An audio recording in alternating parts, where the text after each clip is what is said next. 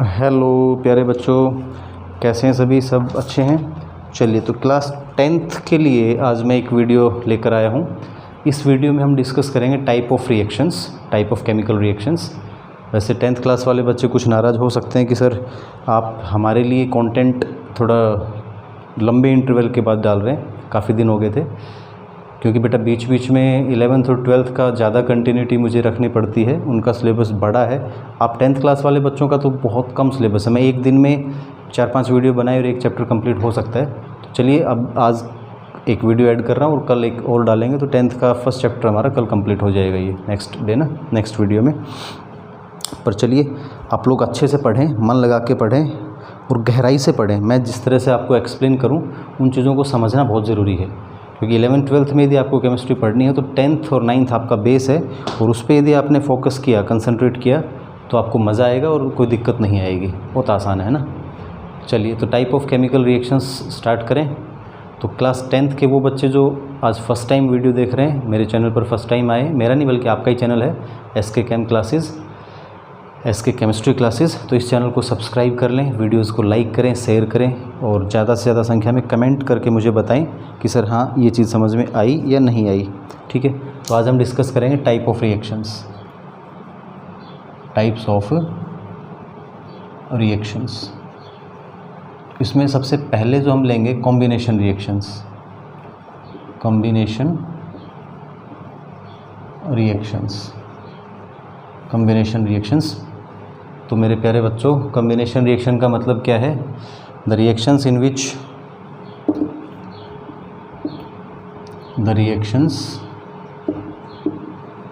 विच two और more elements या compounds combine together to form a single product,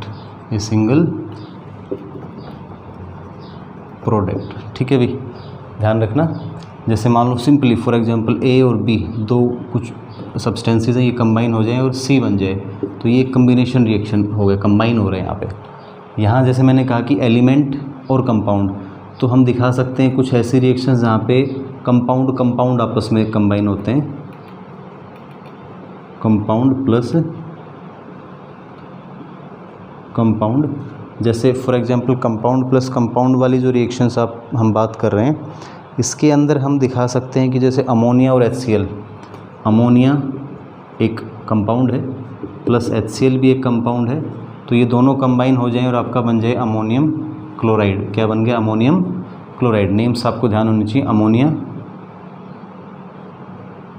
ammonia, hydrochloric acid,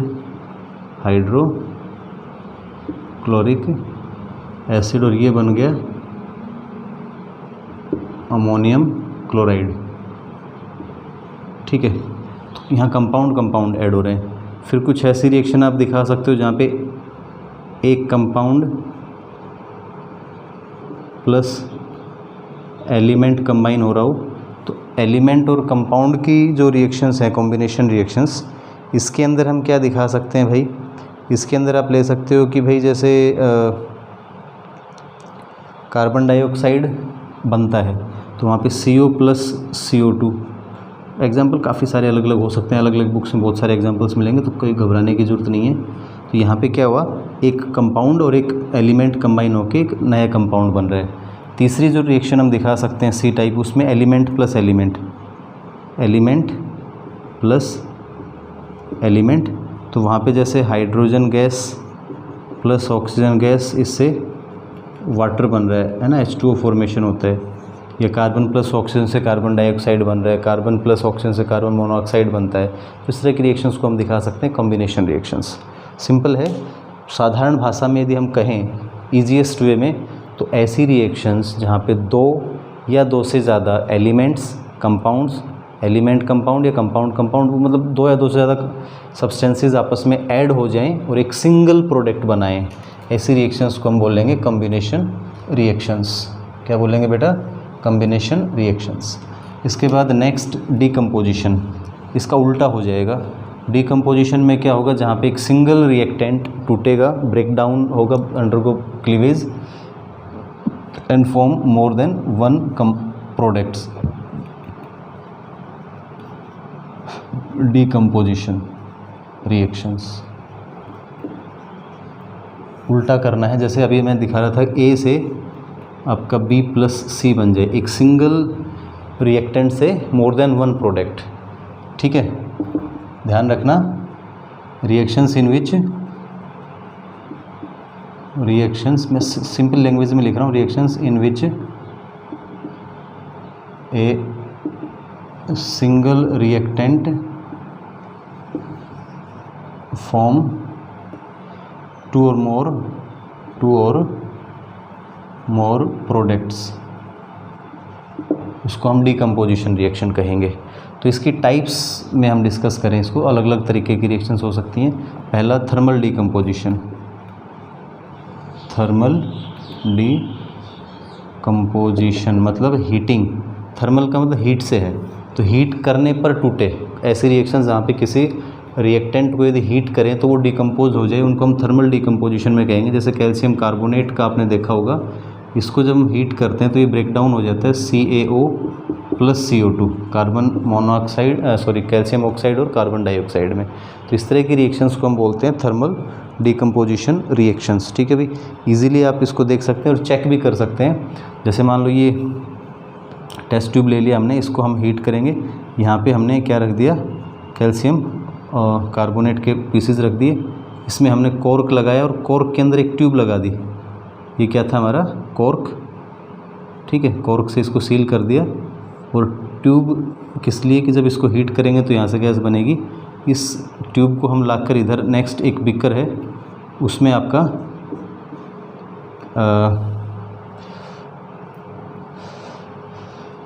calcium hydroxide का solution है, calcium hydroxide का solution है। जब इसको हीट करेंगे तो यहाँ से गैस बनेगी, और वो गैस फिर इस पाइप के थ्रू जब इधर आएगी तो ये कौन सी गैस है, ये CO2 गैस है ना। CO2 गैस जैसे ही इसके कांटेक्ट में आती है तो CaOH ट्वाइस प्लस CO2, तो यहाँ से रिएक्शन होके बन जाता है वापस से कैल्शियम कार्बोनेट प्लस H2O। तो ये वाइट कलर के इसके क्या बनेंगे, PPT बनेंगे, जिससे कि पूरा जो सॉल्यूशन है ये कैसा हो जाएगा, बिकम्स मिल्की, ये सॉल्यूशन पूरा आपका वाइट हो जाएगा, सफ़ेद हो जाएगा, दूध जैसा बन जाएगा। इसलिए इससे हम ये प्रूव कर सकते हैं कि भाई हाँ, यहाँ से गैस बन रही है और वो कार्बन डाइऑक्साइड गैस है। ठीक है, ध्यान रखना, इंपॉर्टेंट एक्टिविटी है। चलिए, इसके बाद हम इलेक्ट्रो डिकम्पोजिशन दिखा सकते हैं। थर्मल डिकम्पोजिशन के बाद इलेक्ट्रो डिकम्पोजिशन, इलेक्ट्रोलाइसिस भी कह देते हैं, बी पार्ट में इलेक्ट्रो डिकम्पोजिशन, इलेक्ट्रोलाइसिस। तो इसमें क्या होता है कि हम जैसे वाटर का ही इलेक्ट्रोलाइसिस करें, बिकर लिया, इसमें पानी है, यहाँ पे 2 इलेक्ट्रोड्स हमने ले लिए अलग अलग, ये क्या है, इलेक्ट्रोड्स हैं आपके, इनको हम external source of electricity battery से कनेक्ट कर दिए, नेगेटिव पॉजिटिव, ये आपका कैथोड और ये वाला हो गया पॉजिटिव चार्ज एनोड। तो इससे क्या होगा, जब इलेक्ट्रिसिटी पास होगी वाटर सॉल्यूशन में तो वाटर टूटेगा H पॉजिटिव और OH नेगेटिव आयंस में। ठीक है भाई, अब H पॉजिटिव आयन किस तरफ जाएंगे, आपके नेगेटिव इलेक्ट्रोड पे आएंगे, कैथोड पे, और OH नेगेटिव जाएंगे एनोड पे। तो यहाँ रिएक्शंस होंगी एट कैथोड, क्या होगा आपका, जो H पॉजिटिव आयन आए, 2H पॉजिटिव आयंस, ये 2 इलेक्ट्रॉन यहाँ से लेके हम दिखा दें कि ये हाइड्रोजन गैस बनेगा। तो कैथोड पे आपकी हाइड्रोजन गैस रिलीज़ होगी, कैथोड पे क्या बनेगी, हाइड्रोजन गैस। और एट एनोड पे जो OH नेगेटिव आयंस हैं ये पहले इलेक्ट्रॉन लूज़ करेंगे प्लस इलेक्ट्रॉन्स, और फिर आपके ये जो OH हैं, जैसे हम 2OH दिखा दें, तो ये जो न्यूट्रल 2 OH बन गए, इससे बनेगा आपका water plus oxygen, half O2, oxygen gas produce होगी। ठीक है, इस तरह से आप दिखा सकते हैं। एक और इम्पोर्टेंट क्वेश्चन यहाँ पे पूछा जाता है कई बार कि thermal electrolytic decomposition of water में the amount of gas produced on one electrode, एक इलेक्ट्रोड पे जो गैस बनती है उसका अमाउंट डबल होता है then the gas produced on another electrode. तो यहाँ पे 2 इलेक्ट्रोड हैं, एक पे हाइड्रोजन, एक पे ऑक्सीजन गैस निकल रहा है। हाइड्रोजन का 1 मोल और ऑक्सीजन का हाफ मोल, तो ये डबल हो गया ना, ध्यान रखना। हाइड्रोजन का 1 मोल रिलीज़ होता है, तभी ऑक्सीजन का ½ मोल। तो इस तरह से हम दिखा सकते हैं कि अमाउंट ऑफ गैसेज प्रोड्यूस्ड वो एक दूसरे का रेशो 1:2 का रहता है, डबल का रहता है। तो ये आपका इलेक्ट्रोलाइटिक डिकम्पोजिशन में आप दिखा सकते हो इस तरह से। थर्ड हम दिखाएंगे फोटो डिकम्पोजिशन। फोटो डिकम्पोजिशन का मतलब कि सनलाइट की प्रेजेंस में डिकम्पोजिशन रिएक्शन होती है। पूरा यहाँ तक इरेज करना पड़ेगा आपको। Photo decomposition, third photo decomposition मतलब ये क्या हो गया, लाइट की प्रेजेंस में टूटना, सिंपली ये है बात। लाइट इज कंपल्सरी, ध्यान रखना इन रिएक्शंस में लाइट बहुत ज़रूरी है। लाइट की एब्सेंस में रिएक्शंस नहीं होंगी। तो यहाँ पे आप AgCl का भी एग्जांपल ले सकते हैं। लाइट की प्रेजेंस में हम यहाँ पे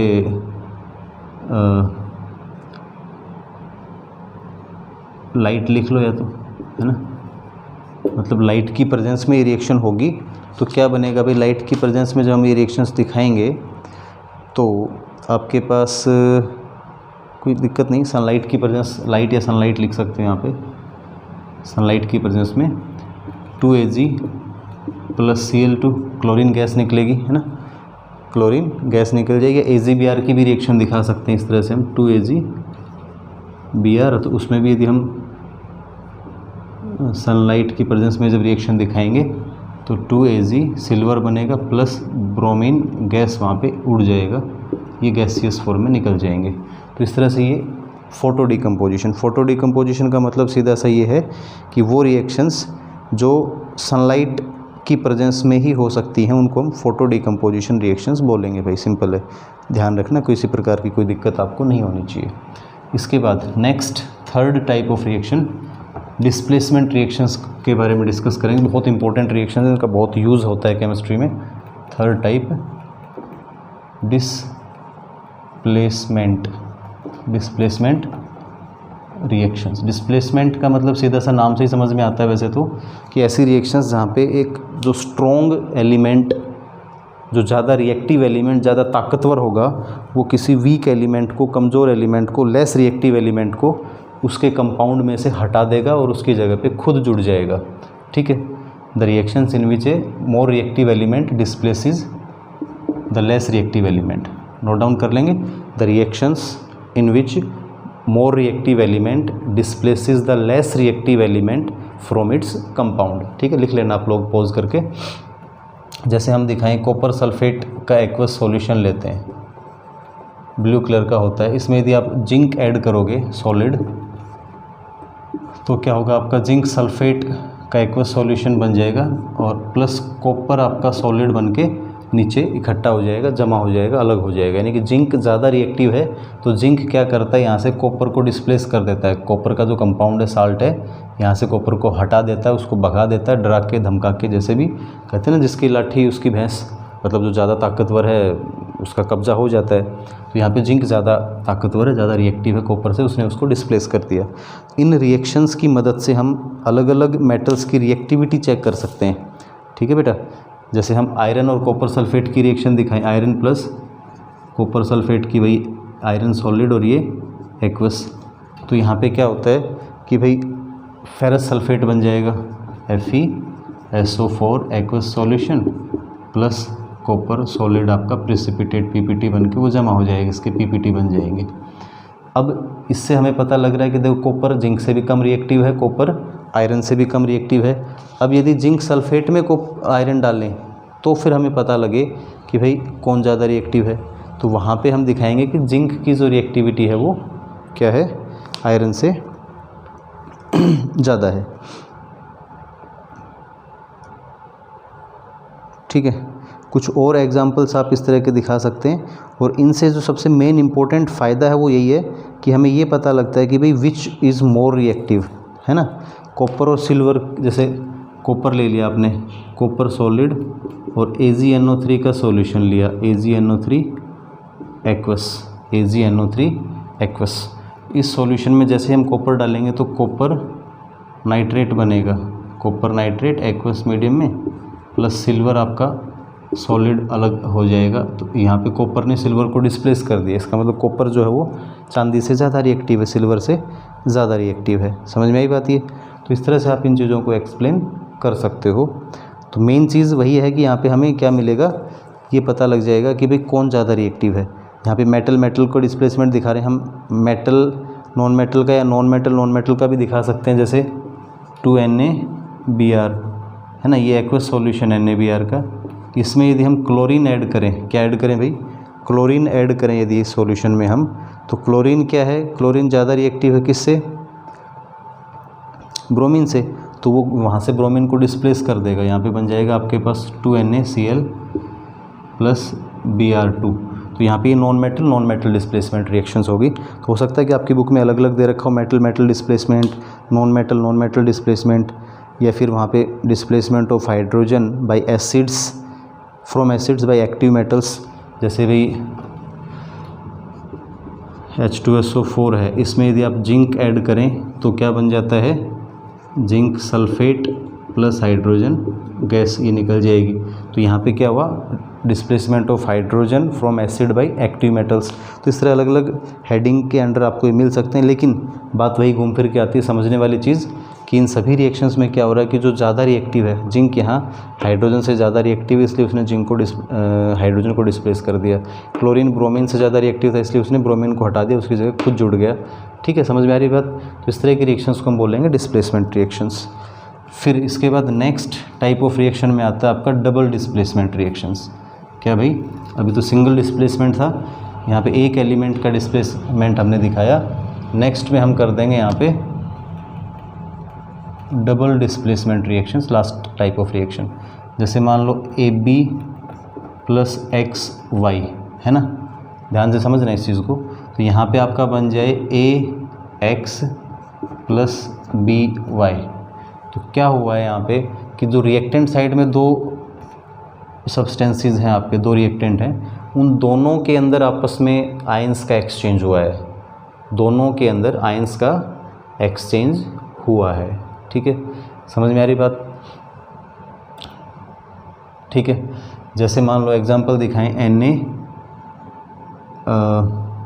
सोडियम सल्फेट एक्वस सॉल्यूशन और बेरियम क्लोराइड का एक्वस सॉल्यूशन, दोनों का सॉल्यूशंस को मिक्स करेंगे, कलरलेस सॉल्यूशन से।